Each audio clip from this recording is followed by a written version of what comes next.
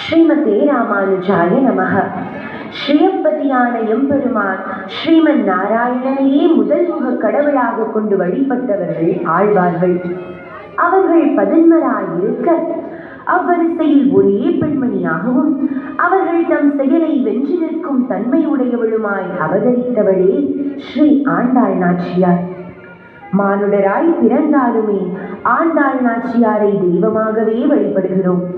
பெண் பிள்ளையை எவ்வாறு வளர்க்க வேண்டும் என்று பெரியாழ்வாரிடமும், ஓர் பெண் பிள்ளை எவ்வாறு வளர வேண்டும் என்று ஆண்டாள் நாச்சியாரிடமே இருந்து கற்க வேண்டும். அந்த ஆண்டாள் நாச்சியாரின் திரு அவதார ரகசியம், அவள் பாடிக் கொடுத்த திருப்பாவை அன்மயம், அவள் கண்ட கனவுகள், அவளின் திருக்கல்யாண வைபவம் என அனைத்தையுமே நாங்கள் வழங்க உள்ளோம். இந்த அற்புதமான வைபவங்களை வைகுண்ட ஏகாதசி நன்னாளிலேயே கண்டுகளித்து ஆண்டாள் நாச்சியாரின் அனுக்கிரகத்தை பெறுவோம். ஸ்ரீ ஆண்டாள் நாச்சியார் திருவடிகளே சூடிக் கொடுத்த சுடற்கொடி. ஸ்ரீமதி ராமானுஜாய நமக.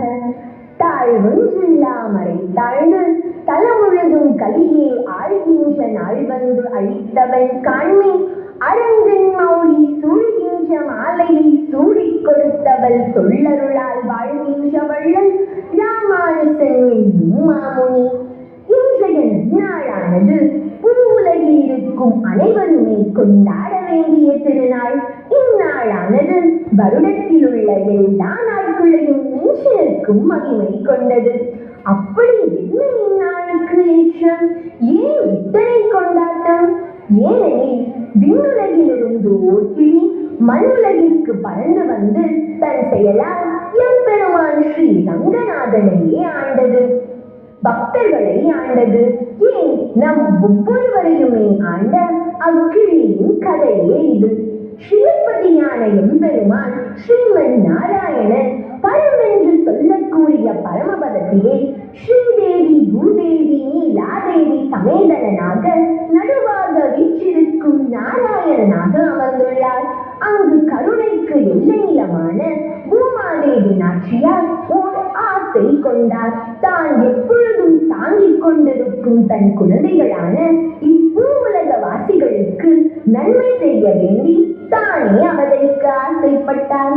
வராக அவதாரத்தில் எம்பெருமான் ஒரு 3 கருத்துக்களை உபதேசிக்க, அதை நம்மிடம் கொண்டு வந்து சேர்க்க, ஆடி மாதம் பூர நட்சத்திரத்திலே சுக்லபக்ஷ சதுர்த்தியிலே மீளாத இன்பமான வைகுண்டத்தை விட்டு நமக்காகவே பெரியாழ்வாரின் பெண் பிள்ளையாக ஸ்ரீவில்லிபுத்தூரில் அவதரித்தார்.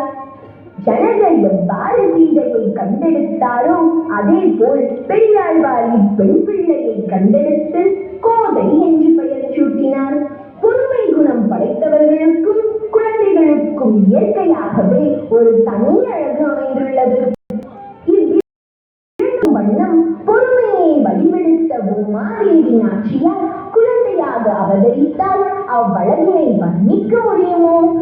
கருணை நிறைந்த ஒளியுடன், அழகிய திருமண் காப்புடன், மலர்ந்த முகத்துடன், நீட்டிய குழலுடன் பேரழகாய் வளர்ந்தாள் கோதை. தான் மகிழும் செல்வமான கண்ணனம் பெருமானின் கதைகளையே அமுதாக ஊட்டி வளர்த்தார். பெரியாழ்வார் தன் கொஞ்சும் பரிவோடு கண்ணனின் கதைகளை கூற பிஞ்சியிலேயே அவளுக்கு பக்தி தழைக்க ஆரம்பித்தது. இதனால் தான் கண்ணனுடன் விளையாட வேண்டும், கலந்து உரையாட வேண்டும் என்ற எண்ணம் மேலிட பெரியாழ்வார் தான் கொடுத்து வைத்த மாலையை சூட்டிக் கொண்டு யாருக்கும் தெரியாமல் வருகிறாள் கோதை. இவ்விஷயம் பெரியாழ்வாருக்கு தெரியவர இவையாவும் தவறு என்று கருதி கோதைக்கு அறிவுரை கூற எம்பெருமான் சங்கடத்தை தீர்த்து வைக்கிறார்.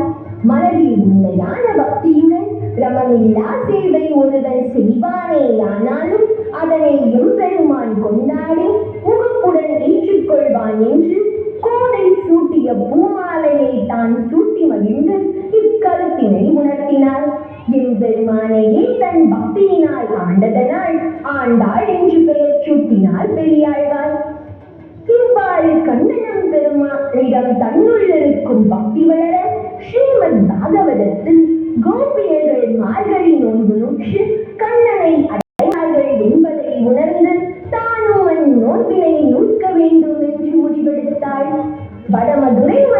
கடவுளான கண்ணனம் பெருமானை தான் மட்டும் அனுபவிக்காது தன் தோழிகள் எல்லோரையும் அழைத்துக் கொண்டு நோன்பு நோக்க நல்ல காலம் வாய்த்ததே என்று அந்நாளை கொண்டாடி செய்ய தகுந்ததையும் செய்யக்கூடாதவற்றையும் விடுத்துக் கூறி தனக்கு உதவி செய்பவர்கள் அனைவரையுமே செழுமையுடன் வாழ மழை வேண்டும் என்று பிரார்த்திக்கிறாள்.